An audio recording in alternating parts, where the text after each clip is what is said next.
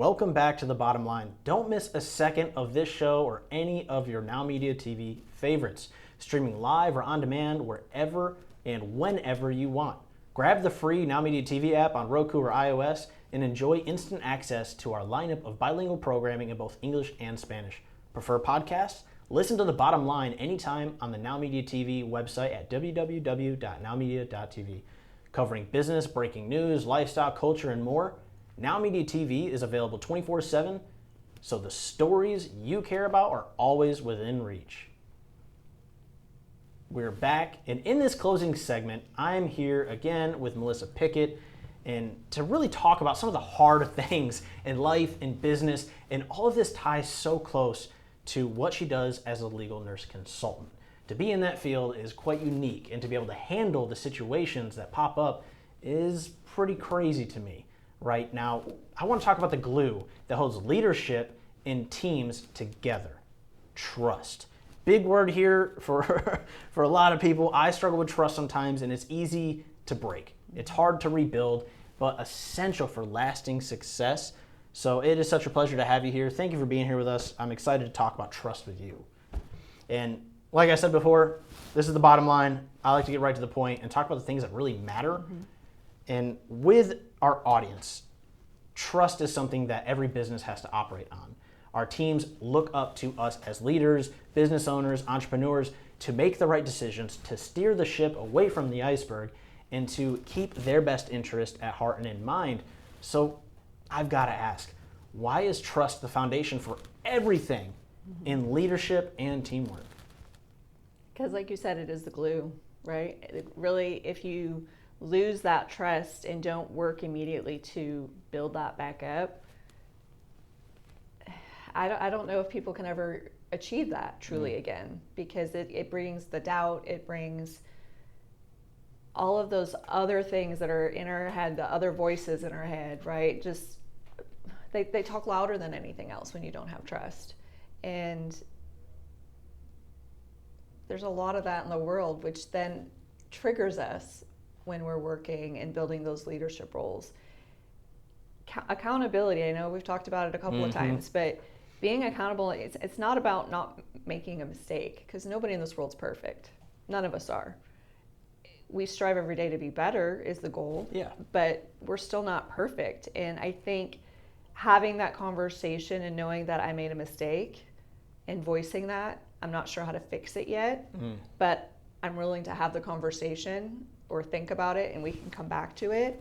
Those are all valuable tools. And with being a leader, you have to have some pretty big integrity as a person to allow yourself to be vulnerable with your team, to keep that trust. That's a good point. When you're being accountable. Because if you're just being a leader that wants to be more of a dictator, you're not going to have that same relationship. That's a really, really good point. And it actually reminds me of something. You know, there's two things that I think really matter when it comes to trust as a foundational part of leadership. Number one, when we look at this from a big picture, what's the difference between a career and a job for an everyday person? There's two things: trust and purpose. Right? So number one, if someone can understand why they're doing this, what they're doing it for, what the future looks like, what their opportunities look like, the greater reason why they're doing it, that turns a job into a career. They're a part of something bigger. They can buy into the purpose of what they're doing. And second is the trust in their leaders. If someone cannot trust their leader, it's a job. It's not a career. You're on edge.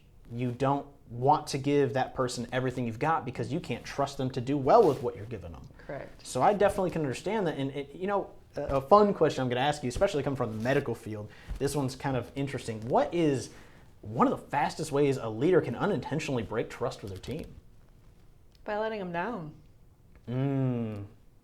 Elaborate on that. Are you talking like saying they're going to do something and not doing it, or are promising something like a pay raise and not following through? I think it's, as nurses especially, that's hard because we are very caring and understanding and empathetic people, typically. And a lot of us are people pleasers. So we're going to do what we need to do to make things work.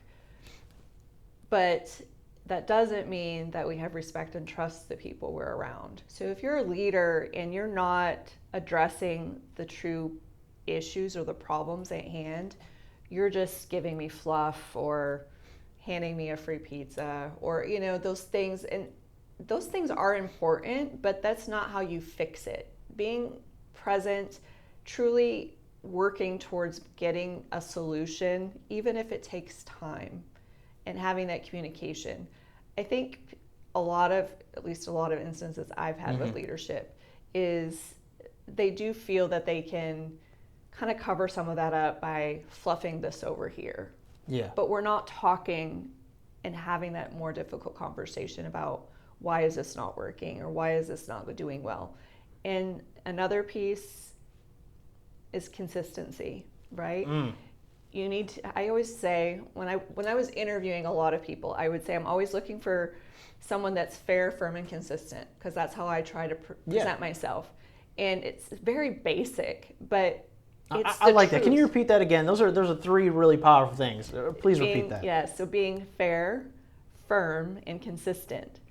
So you're being fair for the best of the whole environment, but being firm is about having your boundaries, right? And boundaries have always been a bad word for a lot of people, and I think we're finally starting to understand that they're not bad. They're meant to guide us in the right direction versus giving us this ambiguity of the world that we can just do whatever we want, however we want. They're there for a reason. So that's, you know, as children, we're supposed to learn that those boundaries are important, but we don't always learn that. And then being consistent, it has to do with the trust that we're talking about. But you can't have consistency if you're not being fair and firm. That's a good point.